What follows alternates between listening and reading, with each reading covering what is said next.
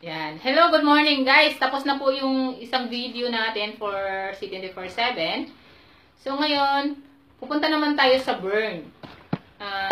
Si Ma'am Fel po, nagkita kami sa school ng anak namin sa elementary, nag-meeting. So nakita ko siya, medyo mataba. So inintro ko sa kanya yung live-in burn at yung burn sleeve na ano natin, pampapayat natin. So timing din, matagal na din siya gusto magpa-sexy kasi madami na rin talaga daw siyang nainom na pampasexy, hindi naman tumalab. So ngayon po, tatanungin natin si Ma'am Fel para matestify niya kung totoo ba talaga yung AIM Global Products na burn natin na sobrang effective, di ba? Yan. Yan, Ma'am Fel. Pwede intro mo po na yung pangalan mo at saka age mo. Hello, sabi ako po si Paylee Jurado. Sabi ko dati, wala akong confidence sa sarili ko. Ang taba-taba ako, namumroblema ako. Sabi ko, may marami akong gustong suotin na hindi ko masuot. Dahil mataba nga ako. Nakakahiya. Ngayon, may buti na lang si partner, nakita niya ako. Inalok niya ako na gumamit ng burn.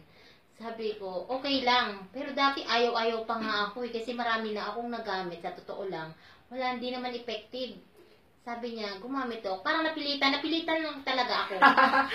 Promise. Napilitan lang talaga Siguro ako. nahiya lang sa akin. Nahiya lang ako kasi magkasama nga kami. Parehas kaming official ng PTA sa school. Yeah. Siyempre, pinagbigyan ko siya. Pero, naano ko sa sarili ko na totoo pala yung sinabi niya. Grabe. Kasi, 2 weeks pa lang ako gumagamit ng burn. Malaki na ang pagbabago ng sarili ko. Nasuot ko na yung gusto kong damit. Dati hindi. Nahihiya ako magsuot ng pit kasi yung bilbil ko naglabas talaga. Pumuputok yung damit ko. Grabe. Nakakahiya.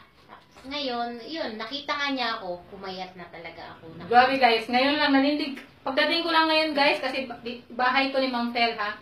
Pagdating ko lang ngayon, kasi 2 weeks bumalik ako ngayon. Ngayon lang ako bumalik ulit kasi gahapon ng training kami. Grabe guys, nanilig balahibo ko kasi dati nakita ko siksik talaga yung dito niya, yung sa gilid-gilid. Ngayon po, may guhit-guhit na. Tapos yung mukha niya lumiit na, yung leeg niya masyadong mas space na. Yung dito niya masyadong maliit na. Tapos yung dito talaga hindi ko mano yung dito niya. Sobrang liit na, tsaka yung paa niya. Saka yung yung may diretsyo talaga, parang poste. Ngayon, sa